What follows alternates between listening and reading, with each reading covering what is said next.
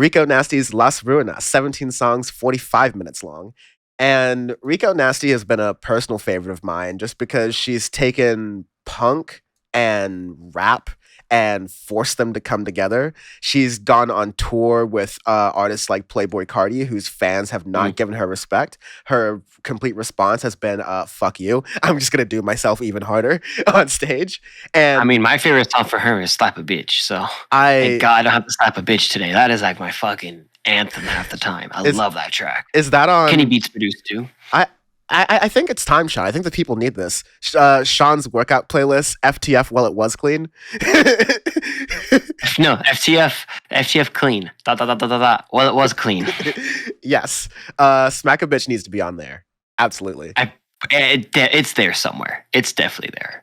Yeah, but like high energy, high voltage. Also, my little LA claim to fame, my hair person who does the color in my hair is the same person who works with Rico Nasty. So that's just my little... Oh, I mean, just get her on the goddamn show at this point. Jesus. Yeah, I'm just 2 degrees away there. So Rico Nasty on Audioface, let's fucking go.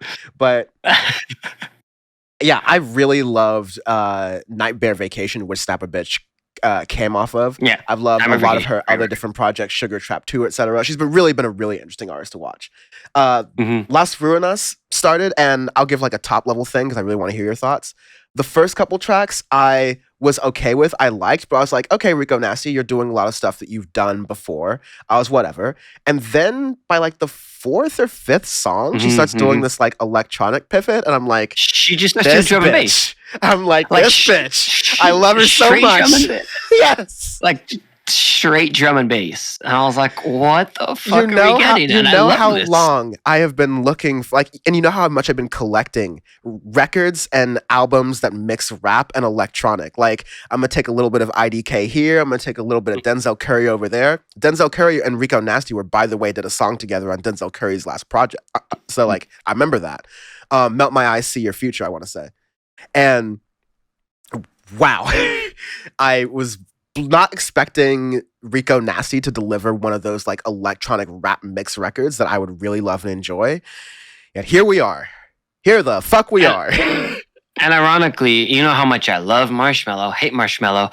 One of my favorite tracks on here is Watch Your Man with Marshmello. Yeah. Fucking banger of a track. Like skipping ahead and going towards the middle end of the record. It's cool how she mixes so much drum and bass in this record, but still stays true to herself as an artist. Example, Black Punk, the third track on here is just like clean, pure, and wholesome, Rico Nasty. Just like get in there, just fuck shit up. Like that's a damn good track. Also, I'm pretty sure that's on my workout playlist. If not, I'm gonna add it right now. But it's like one of those, I love it, but I'm like, all right, let's see what else we get in the record. And then the 4th track, Messy, featuring a bunch of people in here. But this is where it's interesting because the first part, like the first minute of the track, it's like an interesting like build to like a drum and bass beat. And I was like, where is this going? And then out of nowhere in the middle of it, it just goes bam, just like drum and bass right in your face. Go for it. Have fun. Super fast paced, but the cool thing is because of how her vocals are, they're so in your face and so just like powerful and hard hitting, it fits with the production. Because drum and bass is not for everybody. It's not easy to make it your own because it's extremely repetitive sounding and whatnot. But with her, she makes it unique. And Rico Nasty did drum and bass in rap, right? Yeah. And like it's not like totally new under the sun, especially if you've been to a drum and bass show. Like it's very often they'll remix rap over drum and bass. In fact, we get a little friend of Audioface later on in the album with Rico Nasty jumping on a remix of Fred Again's Jungle, which we recently reviewed and we loved. Shout out Kyle, Ghost Producer, who is somewhere in British Columbia enjoying a music festival right now. But yeah, he recommended Fred Again. And then Rico Nasty jumps on this track. It's just I'm amazed with her versatility and So her good. ability to jump into now electronic music and foray to that. Can we just get like my all-star dream roster of like a Kenny Beats produced record with Rico Nasty, Vince Staples, Denzel Curry? Like, this is I'm now Dude, do discovering it. what my new favorite like rap artist now, because the roster was a little bit shaky for a couple years right there. Like we just had like, Mhm. okay, there's the big ones, like Put the some up Kendrick and on that comings, record yeah. too, and it's just like Oh yeah, chef just kiss. we can't forget Baby Keem. We can't forget Baby Keem. Oh, We are not the mm. Wayans. Family ties. Come on now. But back to this album. 1 on 5 does like this sort of like pop dancey pivot that's really good, and it's like nice and soft and like inoffensive. Like it works really Mhm, well. mhm. It's like not kind of like you're used to hearing Rico Nasty. It's going to be kind of noisy and rock and metal inspired, but Yeah. no, it's just like a nice, groovy, simple, um, almost house sounding track, which makes me take pause actually and go, hmm, what major male artist was recently given a lot of praise for bringing electronic music and bringing house music into rap and blending it in ways no one's done before? Hmm. Who the fuck is Drake? Like, there's so much creativity on this record. There's so much like thought and ideation. Like, yeah, I didn't expect to like a Marshmello record like ever again. I thought that was like a very quick phase I went through when I was like very early on in Rave Dan phase. But it's incredible. Like, Rico Nasty can not do much wrong here.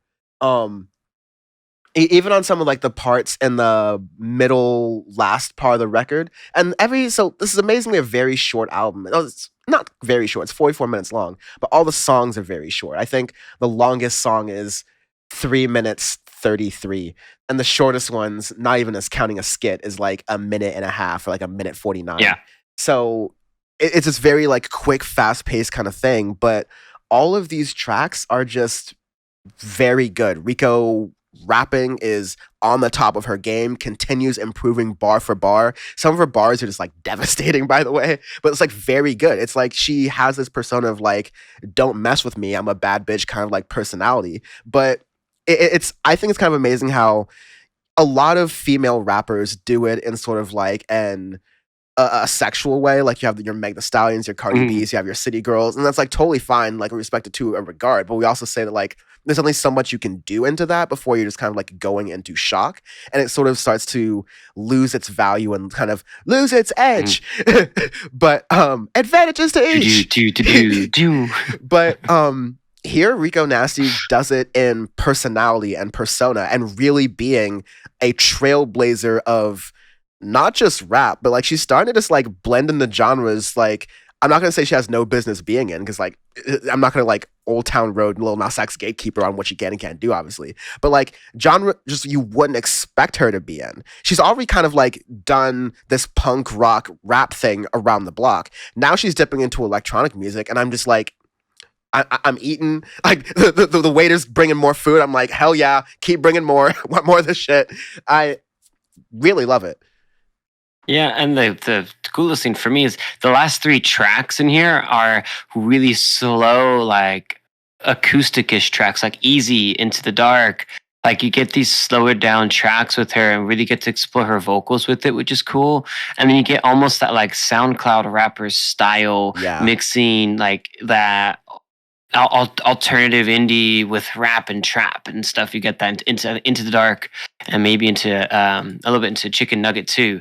So it's really cool to hear her expand into that. So within one record, in 44 minutes, right, you've explored hard hitting trap. You know, a lot of different like pop sounds, and then drum and bass, electronic EDM, and then you have the SoundCloud sound towards the end. So you have so many things, but it's cohesive. It runs through as a whole project, and there's so many different things that like she can do that is very, very impressive to do as an artist, because you just branch out through so many different things, but still make it listenable and still make it through a whole record and be like, this all fits. Yeah, I mean, So it's very, very good. what you were just describing about how she like transverses genres and has this like range, you get all of that in Into the Dark, because I'm like, it has the SoundCloud Yeah, you gotta emo go to dark. grunge kind of thing that people Mm, loved about XXXTentacion and Juice World, uh, but it has like a drum and bass kind of like mix inside of it as well. But it's also, I guess it's definitely less singing. I mean, definitely less rap, more spoken word, but you still get yeah, that like spoken word rap edge, so to speak. And so, Jesus, this woman has so much range. She keeps amazing me, and I every time Rico Nasty like falls off my radar, not for anything like Rico Nasty's faults, because like I'm reviewing so much damn music on this podcast. mhm.